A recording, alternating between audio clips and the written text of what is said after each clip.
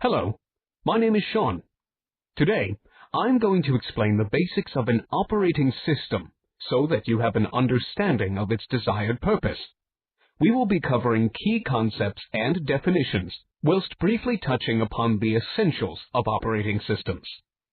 So, what is an operating system? In simple terms, it is the chief program that manages all of the hardware and software. It has control of every process, file, section of memory, and device. It is very important, as it works as a middleman, making sure both hardware and software interact correctly. Windows, Mac OS, Linux, and Unix are the big operating system contenders, and all have their own advantages and/or disadvantages, but they are all based off the same concept.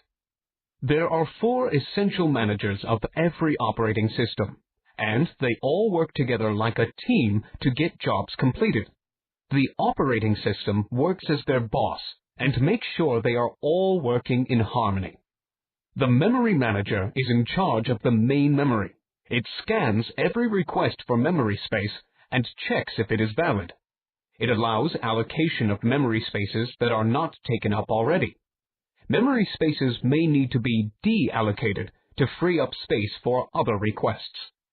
The process manager decides how to allocate the brain of the computer, known as the central processing unit. It is necessary that the process manager keeps track of the status of each process. It has to handle jobs as they enter the system and manage each process that is associated with those jobs. The device manager monitors every device, channel, and control unit.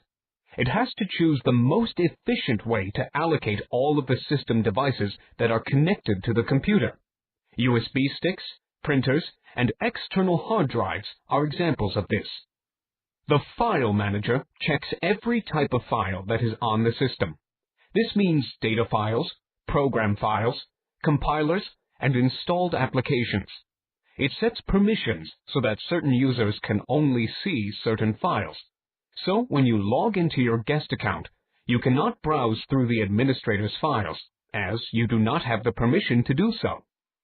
Another manager worth mentioning is the network manager. This provides a way for users to share hardware and software resources while also controlling the user's access to them. So, we now understand how it works under the hood.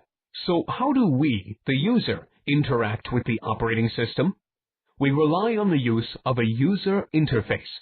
This gives us a visual understanding of what we are trying to do when we interact with the system.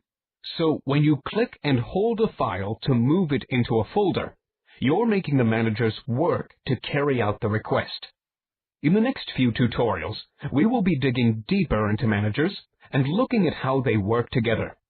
This has been Sean, and do not forget to subscribe to the SMKS channel.